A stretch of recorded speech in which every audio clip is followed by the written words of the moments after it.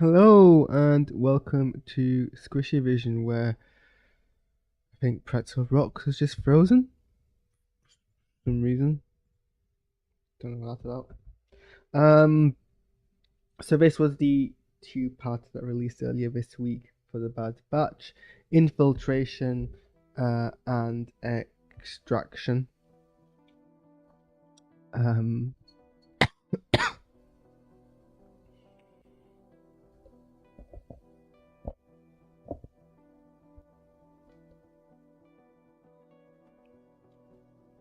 Lily has decided to join us soon, though. You couldn't tell us a few minutes ago when you were just lounging on the floor.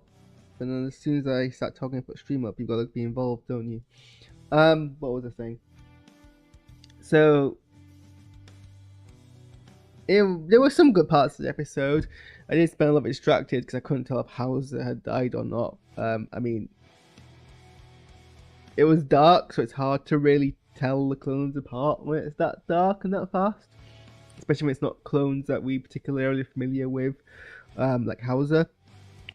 So I could have sworn Hauser died in the first episode, because I thought Hauser was the one who was using the flamethrower that then blew up all the grenades, which killed the clone who did it. Turns out, no, it was a different clone called Fireball, ironically enough. But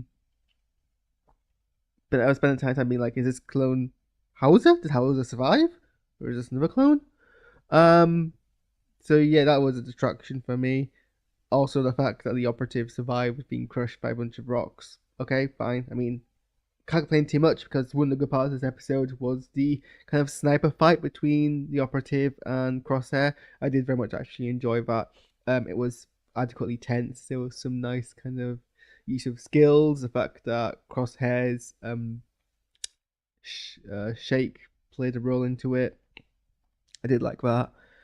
I guess we get some passable justification about why now Crosshair has decided to join them, and we should trust that rather than, all the many reasons he got given before. And it was kind of his discussion around loyalty, and I guess that kind of makes sense because I guess until that point on the planet, there's a difference between being cannon fodder to a greater cause and disposable. And I guess the fact that there wasn't actually any risk, but just the Empire didn't care about giving that one clone some health care after they got back from the cold, I guess is a different enough matter to be a difference. So I that's fine. I guess that kind of covers that area.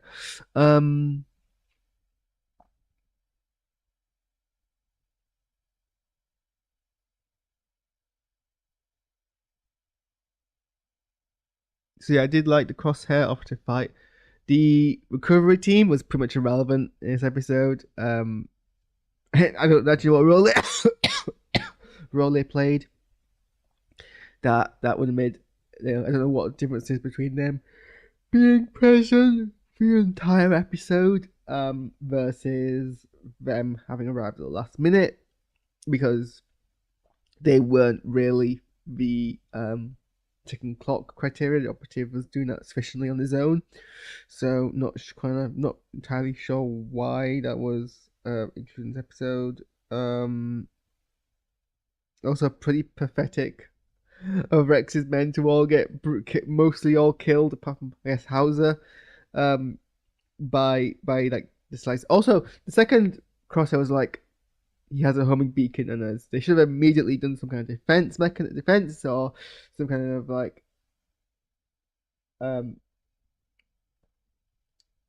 escape protocol or whatever. So really, that's on them. They're all pretty useless as clones. No wonder only three of them survive into Star Wars Rebels. So that was pretty like annoying. Like, you think clone versus clones would be a bit more of a kind of balance, which could actually make it much more of an interesting show to watch. But no, it's got to be one side kind of deal, a curb stomp battle, so to speak. And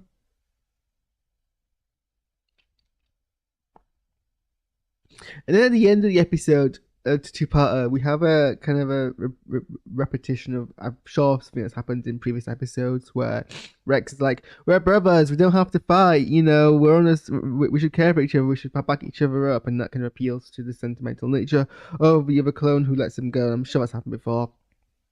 But also, between the two sides, Wolf's men were the only men who were using stun on the enemy, the operative side, and didn't kill anyone. Why were the Bad Batch and Rex's men using live ammunition? When did that change?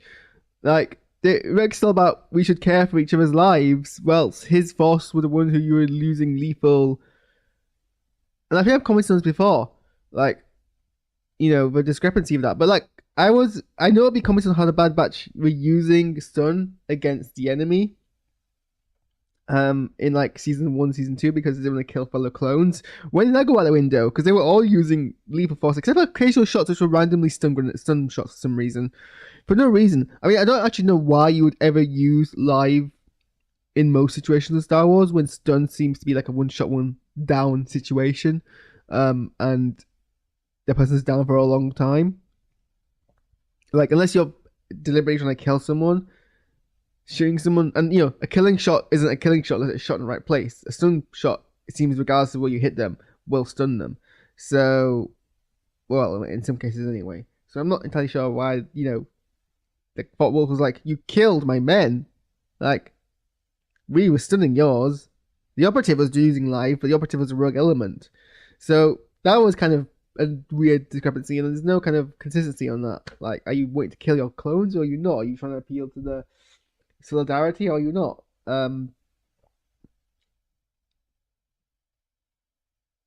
It's so bizarre.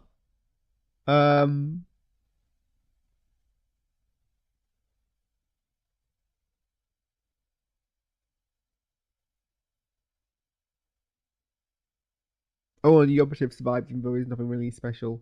I guess.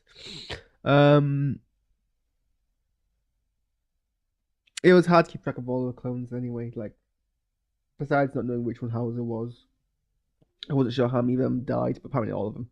And like, you had like a small platoon here. Like, you lost all of those men. That's pretty dire. So yeah, those are my thoughts on this episode. And in about 20 odd minutes, 25 odd minutes, half an hour's time, I am going to play the remastered version of Star Wars Battlefront, the original one from 2004 and 2005, which apparently is getting very bad reviews, so that's going to be interesting. Alright, see you all.